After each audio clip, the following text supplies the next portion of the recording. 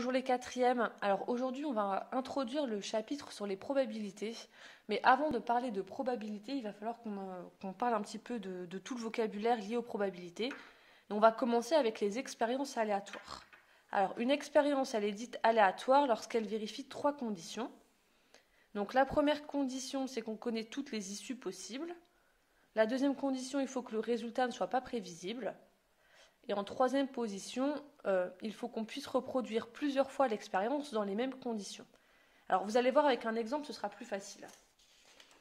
Si on commence par prendre un dé à 6 faces qui n'est pas truqué.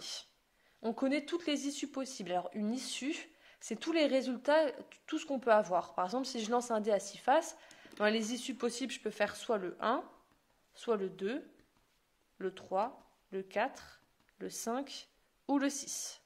Je peux faire aucune autre... je peux faire que ces 6 possibilités-là. Donc c'est toutes les issues possibles. Ensuite, le résultat n'est pas prévisible. Comme mon dé n'est pas truqué, je peux tomber sur le 1 comme sur le 4 comme sur le 3. Et on peut reproduire l'expérience. Ça veut dire que si je relance le dé une autre fois, ce sera toujours pareil. J'aurai toujours les 6 issues possibles et je ne pourrai toujours pas savoir sur quoi je vais tomber. Donc voilà ce qu'on appelle une expérience aléatoire. Par exemple, si le dé était truqué cette fois-ci, l'expérience ne serait plus aléatoire parce que le résultat ne serait pas prévisible. Donc dans ces cas-là, on ne parle pas d'expérience aléatoire. Vous allez voir dans tous les exercices que vous allez faire au collège, ce sera forcément que des expériences aléatoires. D'accord ? Donc on introduit ici, vous allez voir, c'est surtout pour parler du vocabulaire. Voilà. On peut refaire un exemple ensemble.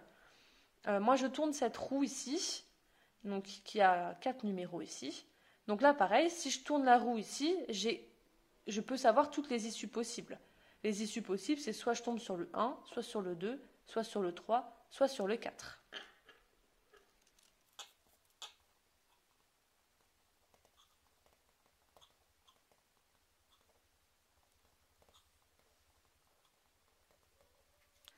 Le résultat n'est pas prévisible. Je peux tomber très bien sur ce secteur-là, que sur celui-là, que sur celui-là ou que sur celui-là.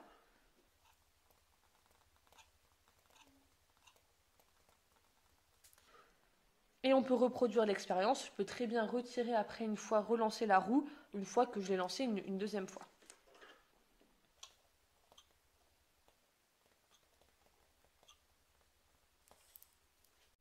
Alors maintenant, on va parler d'événements d'issues et d'événements élémentaires. Alors les issues, on en a déjà un petit peu parlé ici. Et alors, on va définir ce que c'est un événement. En fait, un événement, c'est un ensemble d'issues que l'on peut obtenir lors d'une expérience aléatoire. Cet événement, il est constitué par une ou plusieurs issues de l'expérience. Par exemple, si je lance un dé à 6 faces qui n'est pas truqué, il y a du coup 6 issues possibles, comme celle qu'on a dit avant, soit faire 1, 2, 3, 4, 5 ou 6.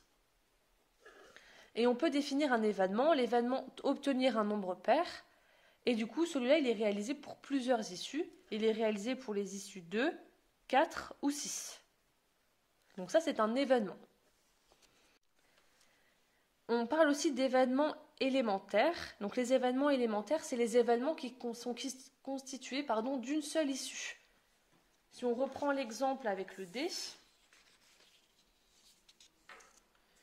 donc obtenir un nombre pair, c'était un événement, voilà. Mais l'événement élémentaire, par exemple, obtenir 6, c'est un événement élémentaire parce qu'il n'est réalisé que pour l'issue 6. Donc c'est bien un événement élémentaire. On fait un autre exemple.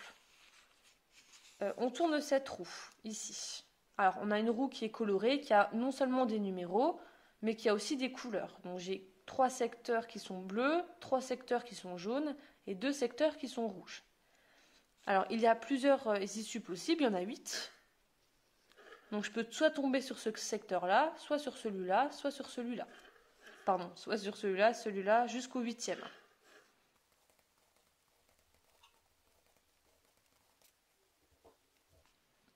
On peut définir l'événement tomber sur du rouge. Alors, ce n'est pas un événement élémentaire parce que pour tomber sur du rouge, soit je vais obtenir le secteur 2, soit le secteur 6. Donc l'événement tomber sur du rouge, il est réalisé pour les issues tombées sur le 2 ou tombées sur le 6. Donc ce n'est pas un événement élémentaire parce qu'il est réalisé pour 2 issues. Alors que l'événement tombé sur le secteur numéro 7, celui-là, eh ben, du coup là j'ai qu'une seule issue, hein. Il est réalisé que pour l'issue tombée sur le 7. Donc lui c'est un événement élémentaire. Et il nous reste une dernière partie à voir, on va parler des événements et de son événement contraire. Donc l'événement contraire d'un événement A, c'est l'ensemble de toutes les issues qui n'appartiennent pas à A. Et on le note A bar. Vous allez voir avec un exemple, ce sera plus facile. On reprend toujours notre exemple où on lance un dé 6 faces non truqué. Je note P l'événement obtenir un nombre pair. Alors j'ai mis ici une petite flèche en rouge pour nous dire pour quelles issues il est réalisé. Donc obtenir un nombre pair, on l'a dit tout à l'heure, il est réalisé pour les issues 2, 4 ou 6. Voilà, donc je l'ai noté P généralement, soit on les appelle ABC dans l'ordre alphabétique. Ici on peut prendre une lettre, comme vous voyez c'est pour P pour pair. Voilà. Donc l'événement contraire en fait ce serait ne pas obtenir un nombre pair, donc autrement dit obtenir un nombre impair. Donc l'événement contraire de P, on note P avec une petite barre ici, et du coup ce sera obtenir un nombre pair, et donc la flèche elle devait venir ici, du coup celui-là il est réalisé pour les issues 1, 3 et 5.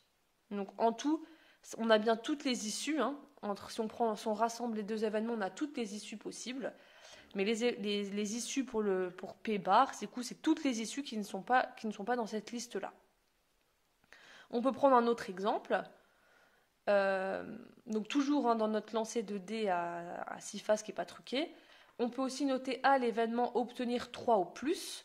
Donc l'événement là, il est réalisé pour les issues 3, 4, 5 et 6. D'accord ? On ne partage pas forcément les issues en deux parties égales. Hein. Donc là, l'événement obtenir 3 ou plus, il est réalisé pour ces issues-là. Du coup, l'événement A bar, ce sera en fait ne pas obtenir 3 ou plus. Donc si je n'obtiens pas 3 ou plus, du coup, on peut dire obtenir 1 ou 2.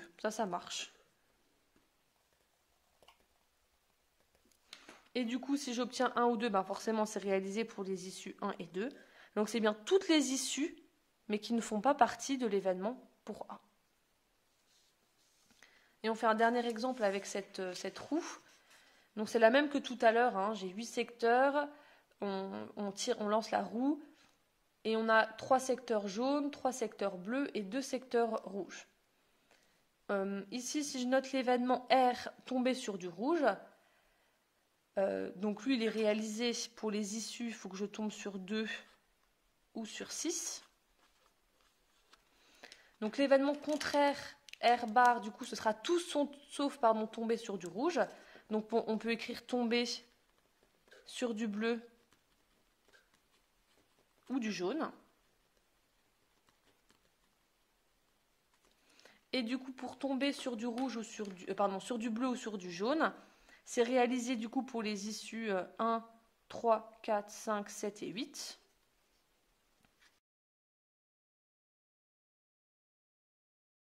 C'est bien, si on réunit les deux événements, on a bien toutes les issues possibles. Hein. Et toutes les issues ici de R bar, c'est toutes les issues, sauf celle de l'événement R. Donc c'est toutes les issues de 1 à 8, sauf le 2 et sauf le 6.